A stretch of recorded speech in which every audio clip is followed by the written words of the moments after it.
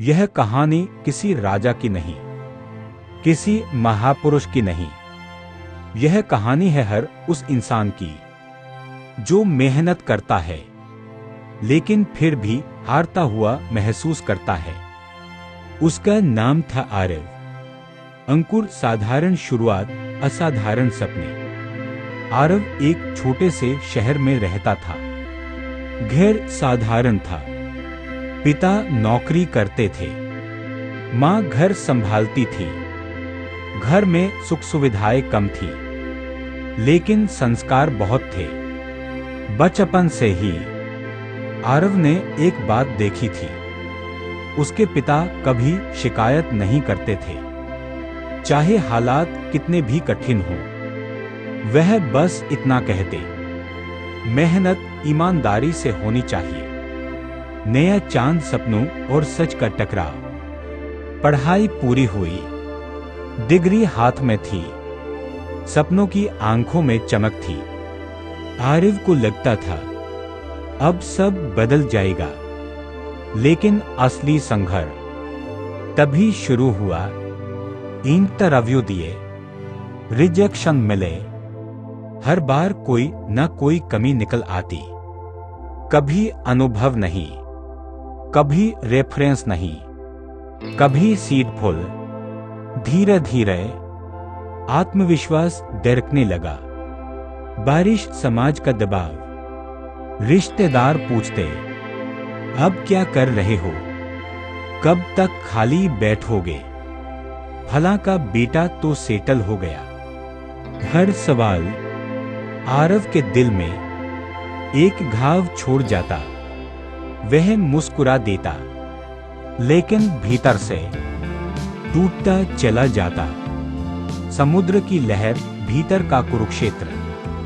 एक रात वह छत पर बैठा था। आसमान में तारे थे, लेकिन मन में अंधेरा। उसने खुद से पूछा, क्या मेरी मेहनत बेकार है? क्या मैं गलत रास्ते पर हूं? उसी पल उसे अर्जुन की याद आई। युद्धभूमि में खड़ा अर्जुन, हाथ में गांडीव, पर मन में भ्रम। चेरी ब्लॉसम श्री कृष्ण को पुकार। अगले दिन आरव बिना बताए एक पुराने मंदिर पहुंचा। वहां ज्यादा लोग नहीं थे। श्री कृष्ण की मूर्ति शांत मुस्कान के साथ उसे देख रही थी। आरव बैठ गया, आंखें भर आईं। उसने कहा, हे कृष्णा, मैं हार गया हूं। त्रिशूल का चिन्ह लेकर मौन में छिपा उत्तर। पास बैठे एक साधु ने धीरे से कहा, अर्जुन भी यही बोला था। आरव चौंक गया।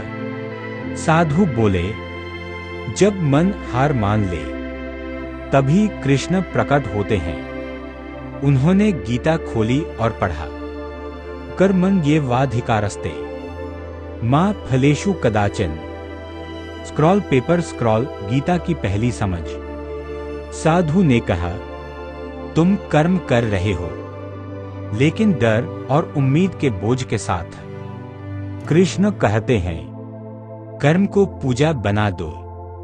आग संकल्प का जन्म।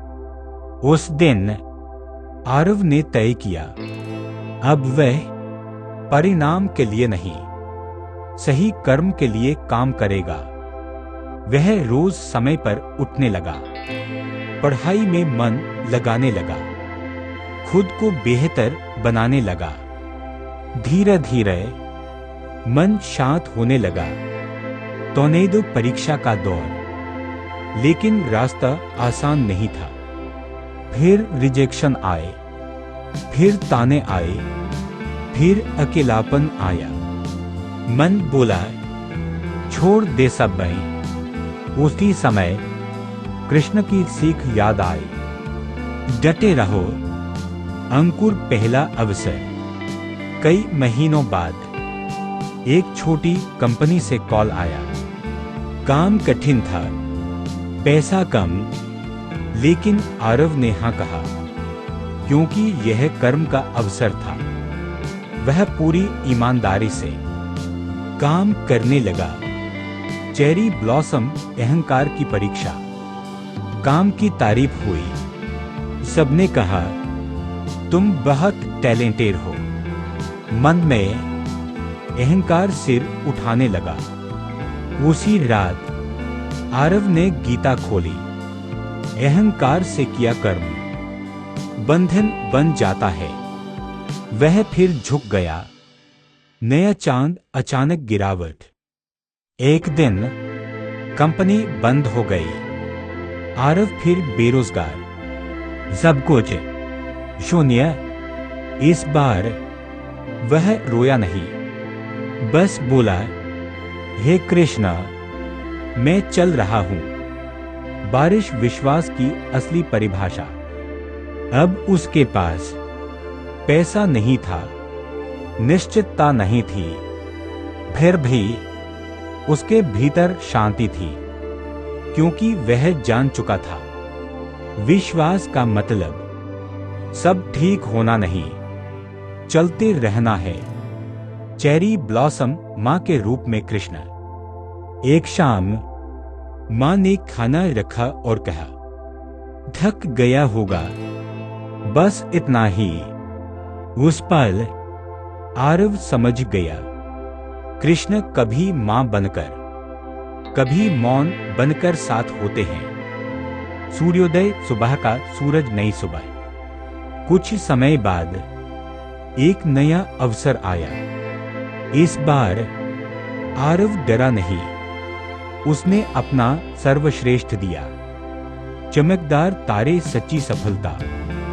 उसे काम मिला, सम्मान मिला, स्थिरता मिली, लेकिन सबसे बड़ी बात, उसे खुद पर भरोसा मिला। चेरी ब्लॉसम अंतिम समझ। आरव अब जान चुका था, छोटा नीला हीरा सफलता मंजिल नहीं, छोटा नीला हीरा सही कर्म ही जीवन है। छोटा नीला हीरा कृष्ण साथ चलते हैं, लेकिन रास्ता हमें चलना होता है। घंटी कहानी की अंतिम सीख। घंटी। जब तुम बिना डर, बिना अहंकार, सिर्फ सही कर्म करते हो, तो श्री कृष्ण हर रूप में तुम्हारे साथ होते हैं। अगर इस कहानी ने आपके दिल को छुआ हो, अगर श्री कृष्ण की यह सीख आपको आगे बढ़ने की ताकत दे, तो अभिवादन। दाईं ओर इशारा करती तर्जनी इस वीडियो को लाइक करें। दाईं ओर इशारा करती तर्जनी अपने दोस्तों और परिवार के साथ शेयर करें। दाईं ओर इशारा करती तर्जनी और ऐसी ही श्री कृष्ण प्रेरित कहानियों के लिए चैनल को सब्सक्राइब जरूर करें। घंटी। क्योंकि यह कहानी सिर्फ मेरी नहीं, यह हर उस इंसान की है जो हार मानने से पहले कृष्ण को याद करता है। नीला दे। जय श्री कृष्णा।